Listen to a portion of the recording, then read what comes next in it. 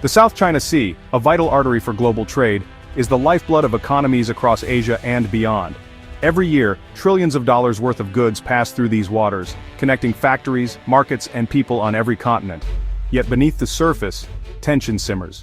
The South China Sea is once again the world's most dangerous flashpoint, where the ambitions of powerful nations collide. Warships from rival nations cut through the waves, their presence a constant reminder of the region's volatility. Each maneuver, each close encounter risks sparking a confrontation that could spiral out of control.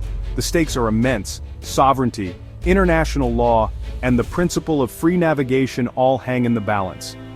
The world's rules are being tested, and the outcome will shape the future of global order. China's expansive claims and militarized islands have turned these waters into a potential battlefield, putting the Philippines and its neighbors on the front lines. Filipino fishermen face harassment, supply missions are blocked, and livelihoods are threatened by the growing presence of foreign patrols. Here, sovereignty is tested daily, not just by governments but by ordinary people risking everything to defend their way of life. The world watches anxiously, knowing that a single miscalculation or misunderstanding could trigger a global crisis. Diplomats scramble, leaders confer, and the tension only grows. In August 2025, a dramatic incident shattered the fragile calm, a collision between warships that drew in the United States and set the stage for a new, more dangerous phase of confrontation. The powder keg has been lit, and the consequences could be felt far beyond Asia, sending shockwaves through global markets and international relations. In response, the U.S. Navy acted decisively. On August 13, 2025, the USS Higgins and USS Cincinnati sailed near Scarborough Shoal, directly challenging China's sweeping claims. This freedom of navigation operation was a clear message. These waters are a global commons, not China's domain. The U.S. move reinforced international law and reassured allies like the Philippines that America stands firm in the Indo-Pacific. By sending advanced warships into contested waters, the U.S. aimed to deter aggression and prevent escalation. The Pentagon's goal: uphold the rules-based order and show Beijing that intimidation won't go unchallenged. The phone-op was more than a patrol, it was a bold stand for stability in open seas. The world took notice, and so did China. The U.S. operation was triggered by a sudden escalation that sent shockwaves through the region and caught the attention of military leaders worldwide. Just days earlier, a shocking event unfolded, dominating headlines and sparking urgent discussions in capitals across Asia and beyond. On August 11th, a Philippine patrol boat operating near the contested Scarborough Shoal found itself pursued by two Chinese vessels, escalating already simmering tensions in the South China Sea. Amid the confusion and high-speed maneuvers, a Chinese Navy destroyer collided with a Chinese Coast Guard ship. Satellite images released days later revealed extensive damage to both vessels, confirming the severity of the incident. This was far from a minor mishap. It exposed the real dangers of China's increasingly aggressive maritime tactics and the risks posed by poor coordination among its own forces. Reports soon emerged of Chinese casualties, with injured crew members rushed ashore for emergency treatment. The incident raised the stakes dramatically, sending waves of alarm throughout the region. For the Philippines, the collision was a chilling reminder of the constant risks their sailors face while defending their own waters against much larger and more powerful adversaries. The event quickly became a catalyst for action, prompting the U.S. to mobilize its forces and putting the entire region on high alert as leaders braced for possible escalation. The message was unmistakable: the South China Sea had become a dangerous tinderbox, with the world watching closely. Beijing's response was swift and furious, accusing the U.S. of violating its sovereignty and inflaming tensions.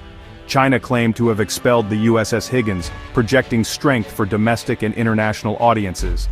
Meanwhile, China deflected blame for the collision, accusing the Philippines of dangerous maneuvers. Manila condemned China's actions as reckless and a direct threat to its sailors.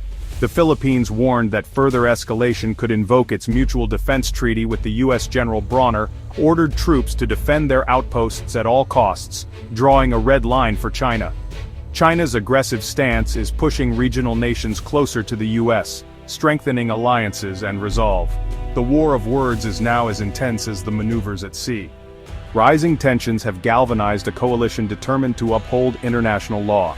The Philippines, Australia, and Canada held their first joint naval and air exercises near Scarborough Shoal, sending a clear message to Beijing. These drills, part of Exercise Elan 2025, involved thousands of personnel and advanced warships, demonstrating collective resolve. The U.S. and Philippines are deepening defense ties, discussing the deployment of advanced anti-ship missiles on Philippine soil. Massive joint exercises have further integrated their militaries, creating a credible deterrent. China's intimidation has backfired, uniting its neighbors and global allies. Even nations once neutral are now strengthening defense ties with the U.S. This united front aims not to provoke, but to deter and preserve a free Indo-Pacific. At the heart of the current crisis lies the 1951 Mutual Defense Treaty, a foundational agreement between the United States and the Philippines. Signed in the aftermath of World War II, this treaty was designed to ensure that both nations would stand together in the face of external aggression, forging a bond that has lasted for decades. This pact obligates the United States to come to the defense of the Philippines if it is attacked, including in contested waters like the South China Sea, where tensions have been steadily rising. The presence of U.S. military forces in the region underscores this commitment.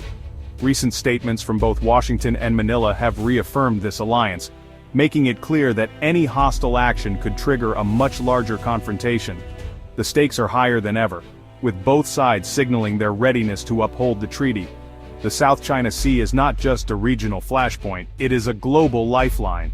Over a third of the world's maritime trade passes through these waters, meaning that any conflict here would send shockwaves through the global economy, disrupting supply chains and threatening prosperity worldwide. The dramatic events of August 2025 have become a crucial test of international resolve and the rules-based order that underpins global stability. The world's eyes are fixed on the region, waiting to see how leaders will respond. The United States and its allies are determined to create space for diplomacy, not war, by standing firm against coercion and intimidation. Their unified stance is meant to deter escalation and encourage peaceful solutions. Ultimately, this is about ensuring that the future of the Indo-Pacific is shaped by all nations in the region, not dictated by the ambitions of a single power. The principle of shared decision-making is at stake. As the standoff continues, the world watches anxiously, hoping that restraint, dialogue, and diplomacy will prevail over aggression and conflict in these tense and uncertain times.